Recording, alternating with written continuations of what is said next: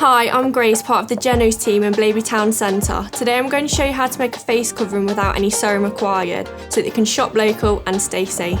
All you need is a piece of cloth, like a handkerchief or bandana, and 2 elastic bands or hair ties. Step 1. Lay the cloth out flat and fold in half, then fold the top and the bottom to meet in the middle. Step 2. Thread through 2 elastic bands. Step 3. Fold the outer edges of the cloth in, layering on top of each other. When you're wearing your face covering, avoid touching your eyes, nose and mouth. Don't touch the front of the covering or wear it around your chin. You'll need to wash it often. You can pop it in with your other laundry using normal detergent. Also remember to wash or sanitise your hands before putting on and after taking off your face covering. It's important to remember that a face covering is not a substitute for social distancing, so keep to the guidelines in your area.